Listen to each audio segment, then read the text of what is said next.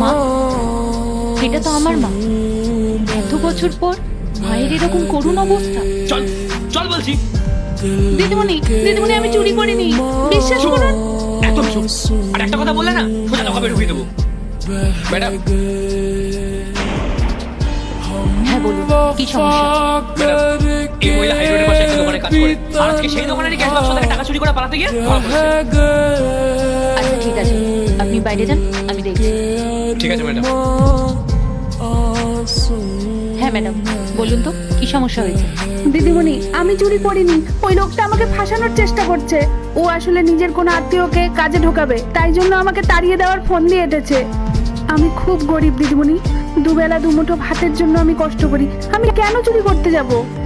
আমি জানি আপনি চুরি করেন। তাহলে কি আমি এখন বাড়ি যেতে পারি দিদিমণি? এক মিনিট, বলছি আপনি আগে শিশির অ্যাপার্টমেন্টে থাকতেন না?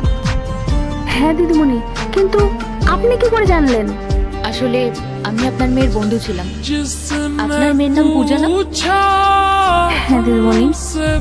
কিন্তু আমার একটা কথা মাথায় ঢুকছে না।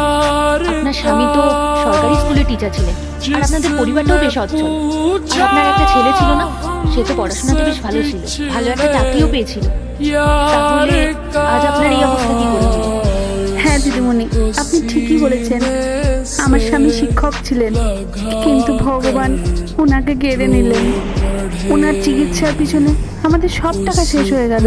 আর আমার মেয়ে, সে তো অনেক আগেই বাড়ি ছেড়ে চলে গেছে।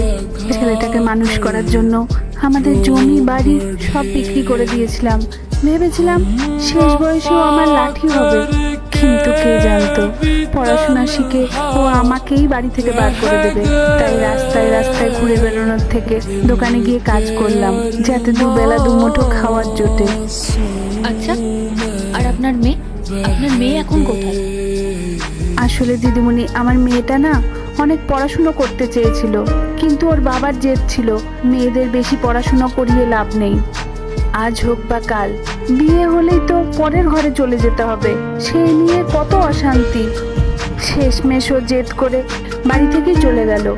আমরা তখন ওর কোনো খোঁজ করিনি, কিন্তু এখন সবটাই বুঝতে পারি যে আমরা কত বড় ভুল করেছি।